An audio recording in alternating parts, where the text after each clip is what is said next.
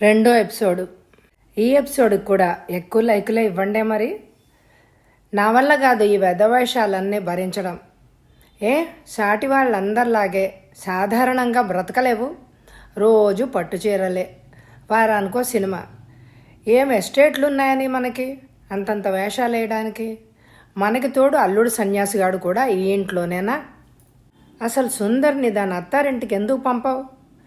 రాముణ్ణి లక్ష్మణుణ్ణి ఉద్యోగాలు ఎందుకు చెయ్యనియవు? లక్షణంగా ఉద్యోగాలు ఇప్పిస్తే వెళ్ళనీయకపోతివి. అయ్యో అయ్యో, కూతురు అల్లుడు ఇంట్లో ఉండకూడదనడానికి సిగ్గులేదు? మీరు ఎంఏ వరకు చదువుకున్నారే మా నాన్న ఖర్చుతో. పిల్లలు మాత్రం ఇంటర్మీడియట్ చదువుతో మీరు ఇప్పించిన చిన్న బడిపంతుళ్ళ ఉద్యోగాల్లో చెయ్యాలా? ఏం కర్మని వాళ్ళకి ఆ పనులకు వెళ్తారు? ఓసి పెంకి త్రాష్టమా? వాళ్లతో చదువుకున్న వాళ్ళు అప్పుడే లెక్చరర్లు, ప్లేడర్లు, డాక్టర్లు అయ్యారే. కొంచెం లోకం చూడు. కట్టిన పరీక్షలకి ఎన్నిసార్లు కట్టను ఫీజులు? ఎన్నాళ్ళని మేపను ఈ 30వ పడిలో పడిన వాళ్ళను కూడా. ఎంతసేపు ఆ మగబిడ్డల్ని పట్టుకు సాధిస్తారేమిటి?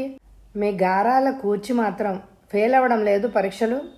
నీ దుర్మార్గం తగలయ్యా. నీ తప్పు నీకు అసలు ఎప్పుడు తెలిసొస్తుందే?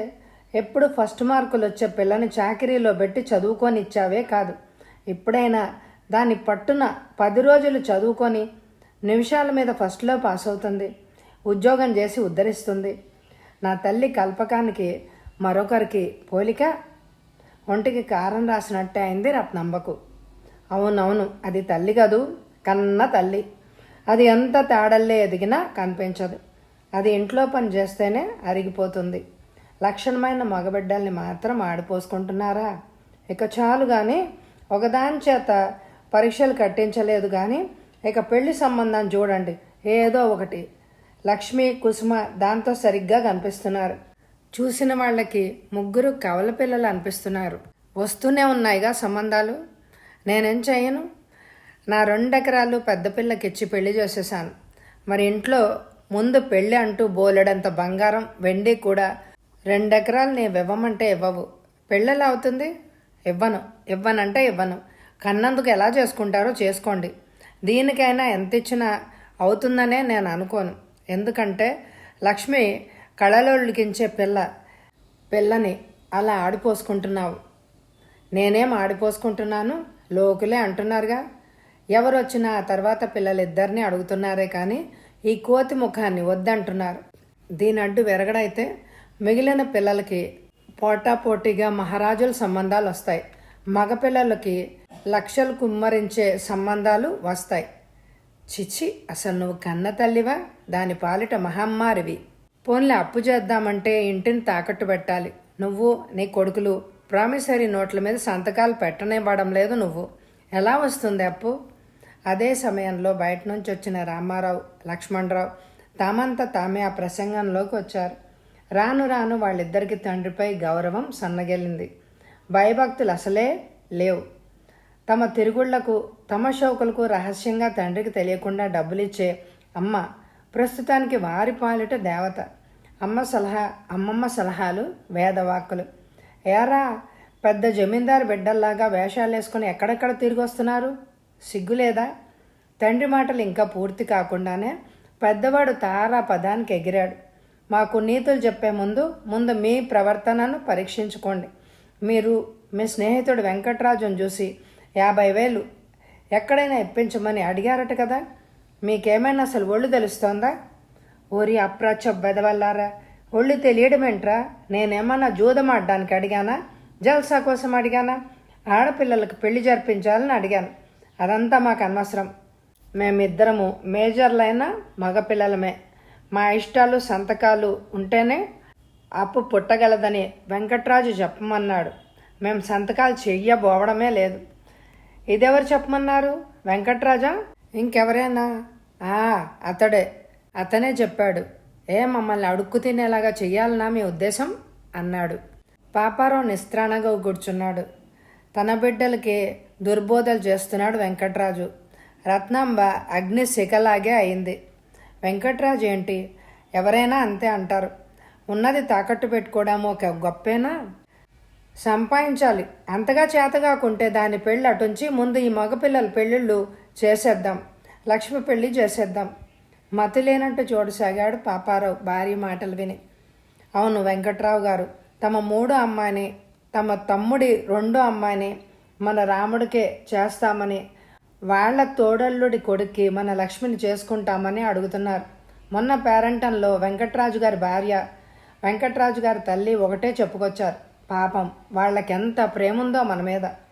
నీ అసాధ్యం కూలా ఏంటే అలా మురిసి ముక్కలైపోతున్నావు? నీకు అసలు మతుందా? వెంకట్రాజు గారు ఎంత గొప్పవారు.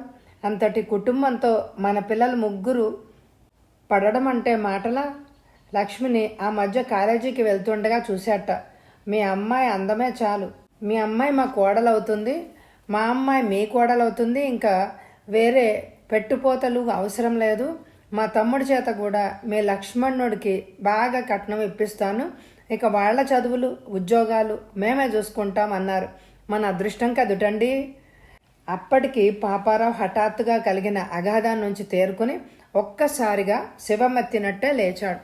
చేతి సత్తువు కొద్దీ భార్య చెంప మీద గట్టిగా కొట్టాడు. అట్టే ఆడపెత్తనం చేసావంటే చంపేస్తాను, జాగ్రత్త. నీ అదృష్టమా? ఏమిటే నీ అదృష్టం? పైపిల్ల కల్పకం గురించి ఆలోచించకుండా దాన్ని పెళ్లి వెనక్కు నెట్టి చిన్నవాళ్ల సంగతి ఆలోచించి మురిసి ముక్కలైపోతున్నావా? చెప్పే వెధవలకి బుద్ధి లేకపోతే నీకేమైంది? వాడి కూతురు అపరకాళిలాగా ఉంటుంది. నువ్వు కూడా చూసావుగా. నీ కళ్ళకు కల్పకం అందం కనపడదు. అవతల దాని డబ్బు నీ కళ్ళకు బైర్లను కమ్మించింది. వాళ్ల కొడుక్కి సర్వ వ్యసనాలు ఉన్నాయి. వాడికి మన లక్ష్మినిచ్చి గొంతుకొస్తావా? వెంకట్రాజు గొప్పవాడని మురిసి ముక్కలవ్వడమే కానీ వాడికి మన మీద హఠాత్తుగా ఇంత ప్రేమ ఎందుకు కలిగిందో ఆలోచించావా? చిచి. రత్నాంబేం బెదిరిపోలేదు. దెబ్బతిన్న చెంపను సవరించుకుంటూ దాని కర్మ, దాని కోతిరూపం గురించి మిగిలిన పిల్లల అదృష్టాన్ని పాడు చేస్తానా? రూపం లేకపోతేనే వెంకట్రాజు గారికి లక్షల ఆస్తుంది. ఇక పిల్లల బాధ్యత పూర్తిగా తానే తీసుకుంటున్నాడు అని అన్నాడుగా. ఏడ్చావు. ఇలా మనలో మనకు దెబ్బలాటలు పెట్టాలనే వాడు ఇంకెవరెవరో పథకం పన్నారన్నమాట. కల్పకానికి అవ్వకుండా లక్ష్మికి ఎటు చేయమని వాడికే కాదు, ఈ దేశంలో పుట్టిన రాయి రప్పకు కూడా తెలుసు. రాముడు లక్ష్మణుడు ముక్త కంఠంతో చెప్పారు. నాన్న, ఈ మాటలన్నిటికీ ఏం కానీ మీకు అంత పట్టుదలగా ఉంటే కల్పకం పెళ్ళి చేయండి. అదే మంచిది కూడా. ఎందుకంటే మా పెళ్ళిళ్ళు ముందే అయితే ఆ కట్నాలు మీరిలా దానికోసం ఖర్చు పెట్టే ప్రమాదం ఉంది. అది వెంకట్రాజు గారికి ఇష్టం లేదు. వెంకట్రాజు దౌర్భాగ్యుల్లారా, కుక్కకు రొట్టె ముక్కలు విసిరినట్టు ఆ వెధవ మిమ్మల్ని చాటుగా చేరదీశాడన్నమాట. మీకు ఆ తెలివి తక్కువ తల్లి మద్దతు. కొడుకులు తల్లి కలిసి, నాన్న మా దారులు మేము ఎత్తుక్కుంటాం, మీరు కల్పకాన్ని త్వరగా వదిలించుకునే ప్రయత్నంలోనే ఉండండి అని ఏకకంఠంతో అన్నారు. మీ తమ్ముడి వ్యవసాయానికి సాయం చేశారు, చెల్లెళ్ళ పెళ్ళిళ్లకు సాయం చేశారు. వెళ్ళి వాళ్ళని అడిగి తీసుకురండి. మీ కూతురు పెళ్లికి డబ్బు మీ వాళ్ళ పోలిక కదా అది అని మురిసి ముక్కలవ్వడం కాదు. ఇప్పుడు బయటపడతాయి అసలు ప్రేమలు రంగులు. పాపారావు నిస్పృహతో తల పంకించాడు. తర్కించి ఏమి లాభం లేదు. పుత్రులు పున్నామ నరకాన్ని తప్పిస్తారంటారు, కానీ వీళ్ళు ఇప్పుడే నాకు నరకాన్ని సృష్టిస్తున్నారు. దానికి తోడు భార్య కూడా అని వాపోయాడు అతను. వాళ్ళకి విద్య లేదు, సంపాదించే జ్ఞానమూ లేదు. పక్కవారి మాటలు విని చెడిపోయారు అని అనుకున్నాడు పాపారావు. ఇలా నిత్యం కలహాలతో పొద్దుపుచ్చే దంపతులు కావడం మూలాన సంతానానికి సరైన మార్గం చూపే దిక్కులేక కుటుంబం మొత్తం పదుగురికి పరిహాసప్రాయం అయింది. అందరిలోనూ భిన్న తరహా యోచనలు మనస్తత్వము కలది కల్పకం మాత్రమే. తండ్రి ఆవేదనను ప్రపంచపు పోకడను రాను రాను అర్థం చేసుకున్న ఆమె 15 ఏళ్లకే 25 ఏళ్ల ప్రజ్ఞతను సంపాదించుకుంది. ఆమెకు సోదరుల వల్లే అసంతృప్తి లేదు, కానీ వేదనుంది. ప్రతి విషయం పైన తర్కించి ఆలోచించే యోగ్యతను ఆమె జన్మతః తండ్రి నుంచి సంతరించుకుంది.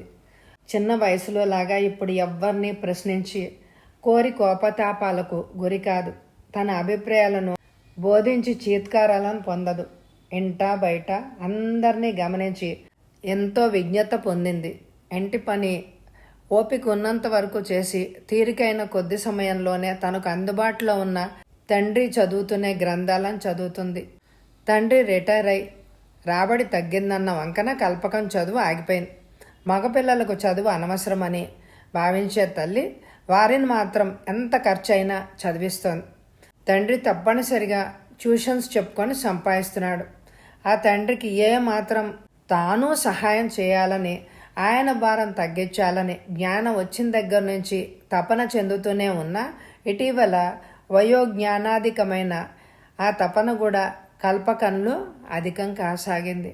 తరచూ అందరి నోట తన వివాహం కావడం కష్టమని వింటున్న ఆ ప్రాయంలోనే యువతికి చింతలకు తోడు మానసిక దుఃఖం కూడా కలిగింది. ఎలా అయినా నా భారం తొలుగుతుంది, ఈ ఇంటికి నేనేదైనా జబ్బు చేసి చచ్చిపోతే ఎంత బాగుండు, మిగిలిన అందరికీ అడ్డు తొలగిపోతాను, నేనేమైనా అమ్మకి ఏమీ బెంగ ఉండదు, వాళ్ళందరి మధ్య దిష్టిబొమ్మ నేనే, అన్నలు అక్కలు చెల్లెళ్ళు తమ్ముళ్ళు అందరూ ఆనందిస్తారు, పాపం నాన్నగారు ఒక్కరే నా కోసం ఏడుస్తారేమో, ఎలా మరి?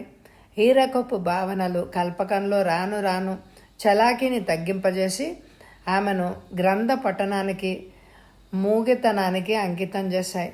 ఈ రకమైన మందకొడితనం తల్లి రత్నాంబకు అస్సలు ఇష్టముండదు. ఫలితం రకరకాల దూషణలు. ఆమె ప్రతి ఒక్క మాటలోనూ నిరసన వ్యక్తమవుతూ ఉంటుంది కల్పకం పట్ల. ఇటీవల మరీ అధికమైపోయింది అది. ఆమెలో ఏదో ద్వేషం. పూర్వం వల్లే కల్పకం వీటికి బాధపడడం లేదు. సుందరి భర్త కూడా ఇల్లంతా మీది, మీ అధికారం అని నూరిపోస్తూ ఉంటాడు. ఫలితంగా రత్నాంబ అహంకారంపై మెల్లమెల్లగా మేఘాలు పరుచుకుని ఆమె ఆత్మవిశ్వాసం కూలడం ప్రారంభమైంది. మెల్లమెల్లగా ఇంట్లో డబ్బు, బంగారం, వెండి మాయమవడం ప్రారంభమయ్యాయి. అయినా రత్నాంబకు కనువిప్పు కలగలేదు. రాను రాను చుట్టుపక్కల వాళ్ళు, బంధువుల హేళనలు ఎక్కువైపోయాయి, పిల్లలకి పెళ్ళిళ్ళు అవ్వడం లేదని. కానీ ఈ ప్రపంచంలోనే కల్పకాంది ఒక ప్రత్యేకమైన వ్యక్తిత్వం అని, ఆ అణుకువకు ఏ పేచీ లేకుండా బాధ్యతగా ప్రవర్తించే ఆమె మంచితనానికి భగవంతుడు ఎప్పుడో ఒకప్పుడు ఏదో అపూర్వమైన బహుమతిని ఆమెకు ప్రసాదిస్తాడని తండ్రి నమ్మకం. ఆ రోజు ట్యూషన్కి వచ్చిన పిల్లలు వెళ్ళిపోతున్నారు. ఎందుకంటే పాపారావుకి జ్వరంగా ఉంది. అతనికి సరైన మందు వైద్యం కూడా లేదు. అయినా తల్లి ఏదో ఒకటి అంటూ ఉంటుంది. బాధపడ్డం తప్ప ఏం చేయలేకపోతోంది కల్పకం. ఎప్పుడో తండ్రి తనకు 5 రూపాయలు ఇస్తే దాంతో మందులు తీసుకొచ్చి ఇచ్చింది కల్పకం తండ్రికి. ఈ ఇంటి అవసరాలు, దరిద్రం తీర్చడానికి నేనేం చేయగలను? దేవుడా, నాకేదో ఒక దారి చూపు, నాన్నగారికి నేను సాయం కాగలిగే అవకాశం ఇయ్యి అని ఆమె దైవాన్ని ప్రార్థించని క్షణమే లేదు. ప్రతిరోజు సాయంత్రం కోసం ఎదురు చూస్తుంది. ఎందుకంటే వాళ్ళ అమ్మమ్మ ఇరుగు పొరుగు ఇళ్ళకి వెళ్తారు పెత్తనాలకి. మిగిలిన పిల్లలు స్కూళ్ళకి వెళ్ళొచ్చి, కాలేజీలకు వెళ్ళొచ్చి ఆడుకోవడానికి వెళ్తారు. ఇక మగపిల్లలు ఎప్పుడు షికార్లకు వెళ్తారు. ఆ టైంలో పాదులు చేసి ఆ చెట్ల కింద కూర్చుని పూలు మాలలు కడుతుంది. ఈ మధ్య వంట మొత్తం కల్పకమే చేస్తుంది, ఇంటి పనులతో సహా. పూలు కట్టి దేవుడికి సమర్పిస్తే ఆమెకి ఎంతో ఆనందం. కల్పకం ఎప్పుడు తనలో తానే అనుకుంటుంది, నన్ను మెచ్చే నాన్నగారు ఉన్నారు, నా నిష్కల్మషమైన అంతరంగాన్ని ఎరుగున్న దైవం ఉన్నాడు, పైన ఆ దైవం నాకు శక్తి ఇవ్వాలి అని అనుకుంటుంది. ఒకరోజు దగ్గుతో బాధపడుతున్న పాపారావు ట్యూషన్ చెప్పలేకపోతున్నాడు. దగ్గు తెరతో బాధపడుతున్నాడు. అప్పుడు ఆయనకి మందిచ్చి, నాన్నగారు, ఈ రోజు నుంచి నేనే ట్యూషన్ చెప్తాను, రోజు మీరు చెప్పేది వింటున్నాను కదా, నాకు అవన్నీ వచ్చేసాయి అంటూ ఆమె ట్యూషన్ చెప్పడం ప్రారంభించింది ఆ విద్యార్థులకు. ఆనంద బాష్పాలు అతడి చెంపలపై జాలువారడం చూసిన కల్పకం విపరీతంగా ఆశ్చర్యం చెందింది. బిడ్డల యోగ్యత, ప్రయోజకత్వాలు తండ్రికి ఎంత ఆనందాన్ని కలిగిస్తాయా? తండ్రికి సహాయపడగలిగినందుకు జన్మ ధన్యమైంది అని అనుకుంది కల్పకం. కల్పకాన్ని మెచ్చుకోవడం ఆ తల్లి కొడుకులకి మళ్ళీ కంటగింపు అయింది. అది సంపాదిస్తోందని లేదు కానీ దానికి ఇంకా పెళ్లి కాలేదని మొత్తం అందరూ యాగి చేయడం మొదలెట్టారు ఇంట్లో వాళ్ళే. ఒకరోజు పాపారావు స్కూల్లో కెమిస్ట్రీ పోస్టు ఖాళీ అయిందట. ఆ టీచర్ వెంకట్రావు పోయాడు కిందటి వారంలో. అదేగా? అవును. అందుకని ఆయన ఆ పోస్టుని మన కల్పకం తెలివి చూసి కల్పకాన్నే రికమెండ్ చేస్తాను అని అన్నాడు. అతడెంత ఆనందంగా చెప్పాడు, అంత నిరసనగా విన్నారు అక్కడున్న ఆ తల్లి కుమారులు. ఏంట్రా అలా ఉన్నారు? పోనీ మీ ఇద్దరిలో ఎవరి కోసమైనా ప్రయత్నించనా? అమాయకంగా అడిగిన పాపారావుకు చెల్లున కొట్టినట్టే వచ్చిన సమాధానం. చీచి, బ్రతకలేక బడిపంతులని ఇద్దరు కుమారులు ఒకేసారి ఏసడించడంతో పాపారు ఆగ్రహంతో, ఒరే వాజమ్మలారా, నేనెవరిని మరి? నేను పాఠాలు చెప్పుకునే బ్రతుకుతున్నాను కదా. ఆకూడేరా మీరు తిన్నది. చాలండి, ఒక ఎదుగు బొదుగు లేని బ్రతుకే మీది, ఇంకా ఎక్కిరిస్తున్నారు అన్నాడు ఆయన. మాకేం అక్కర్లేదు, మీ కల్పకానికి ఖాయం చేస్తే మంచిది అన్నారు. భోజనం పళ్ళని దూరంగా తోసేసి చర్రున లేచి నిలబడ్డాడు రాముడు. లక్ష్మణుడి వదనం కూడా కోపంగానే ఉంది. తల్లి కూడా అంతే. అది బయటికెళ్ళి ఉద్యోగం చేయడమా? పరువు నిలవాలా వద్దా? ఎంత పాడు ఆలోచన చేస్తున్నారేంటి? ముందు దానికి అసలు పెళ్లి చేసి పంపండి అంది మళ్ళీ ఆవిడ.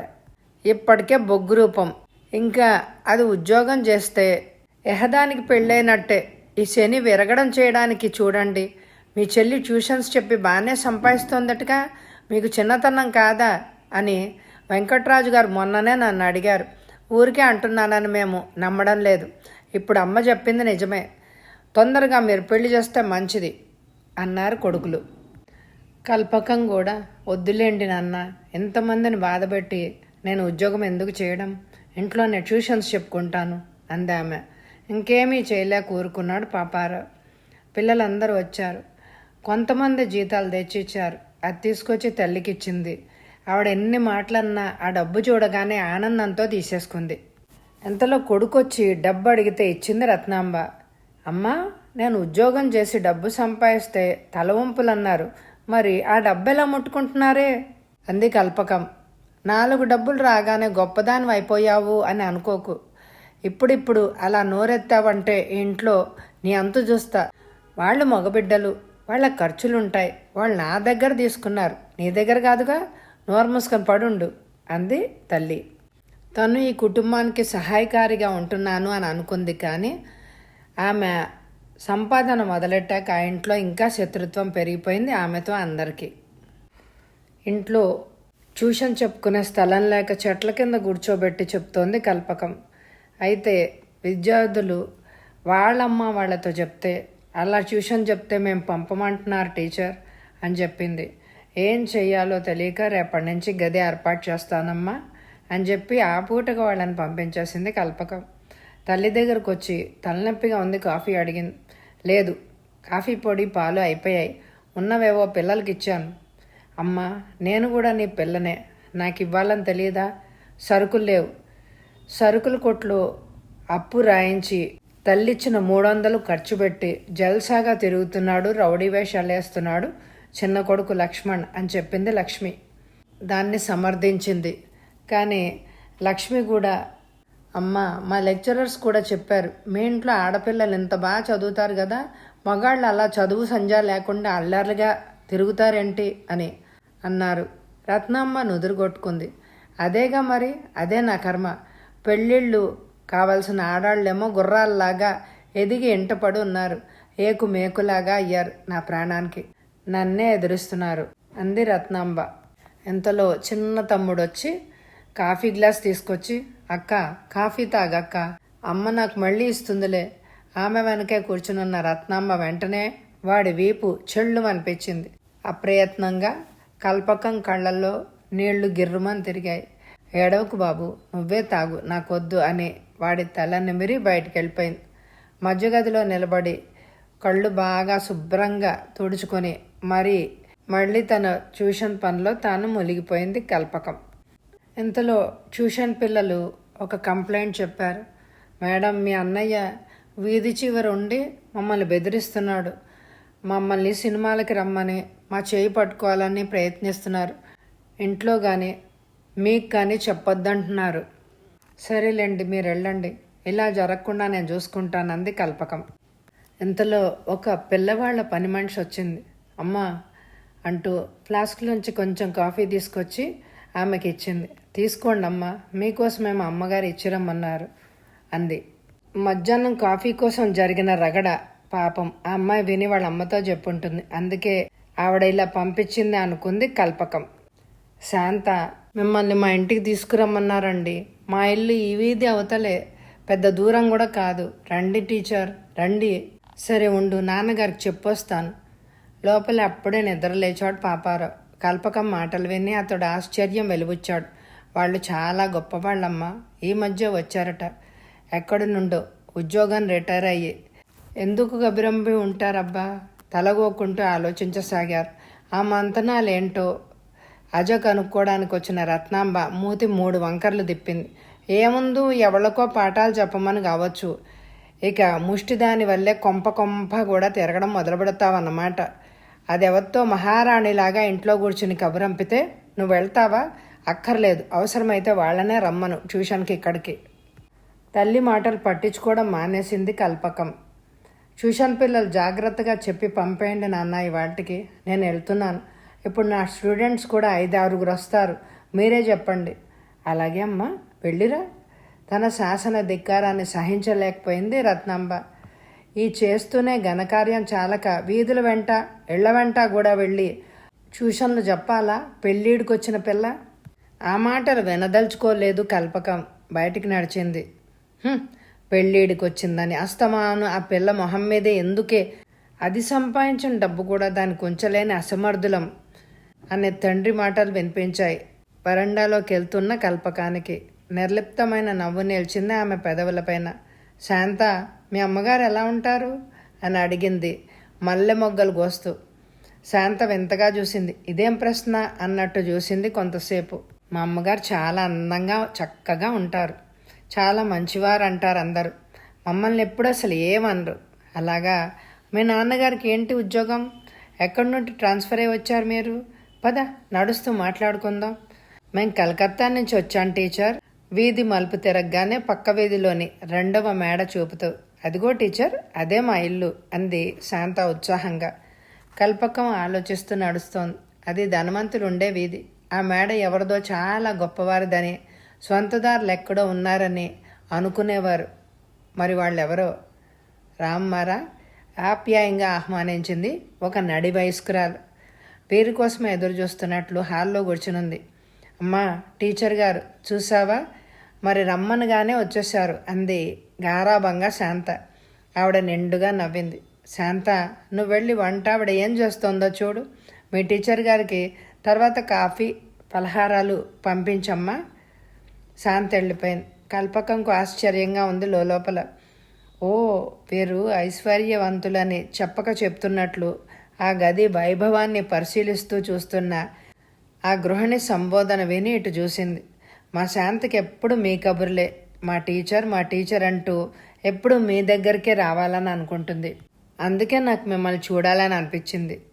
కల్పకం చిన్నగా నవ్వు ఊరుకుంది. ఏంటి, కొత్త మనిషిని మీకంటే పెద్దదాన్ని అని మాట్లాడడానికి సంకోచపడుతున్నారా?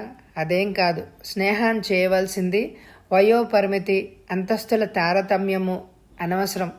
ప్రశాంతంగా పూర్ణ చంద్రబింబంలా ఉన్న ఆ వదనంలాగే ఆమె కూడా చాలా మంచిది అని అనిపించింది.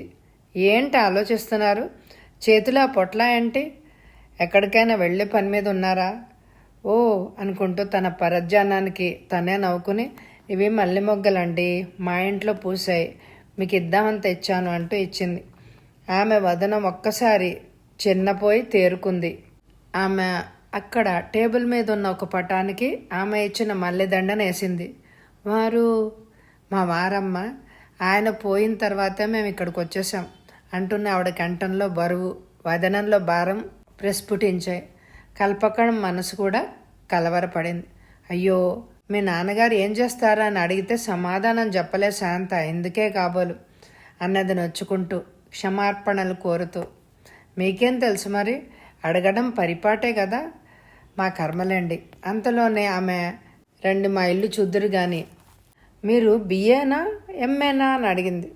ఆమె తలంచుకొని, నాకు ఇంకో ఒక పార్ట్ ఉండిపోయిందండి, నేను డిగ్రీ పూర్తి చేయలేకపోయానండి అంది. ఆవిడ ఆశ్చర్యపోయింది. శాంత, మీరు చెప్పే నోట్స్లు అవి చూస్తే నాకు మీరు బాగా చదువుకున్నారు అని అనిపిస్తోంది. లేదండి, నిర్లిప్తతతో అంది. అవునులేండి, మన పాత పద్ధతి కుటుంబ పరిస్థితిని అర్థం చేసుకోగలను. శాంత మాటలను బట్టి నాకు కూడా అర్థమైంది. నాకు మీ గురించి చాలా చాలా ఏమర్థమైందండి, మీ ఓర్పు, క్షమ, సహనం ఉన్నాయని. కల్పకం బాధగా మందహాసం చేసింది. శాంత తన పరిస్థితులన్నీ చెప్పిందనమాట. కల్పకం తలదించుకుంది. సిగ్గెందుకమ్మా, అందరిళ్లలో ఇలాగే ఉంటాయి అంది ఆవిడ. తర్వాత ఏమైందో వచ్చే ఎపిసోడ్లో విందామా? ఈ ఎపిసోడ్కి ఎక్కువ లైకులే ఇవ్వండి. మీ లైక్స్ నాకు చాలా ముఖ్యమండి. ఈ వీడియో ఎక్కువ మందికి చూపించబడుతుంది. మరి తప్పకుండా లైక్ చేయండి friends. Thank you very much my dear friends.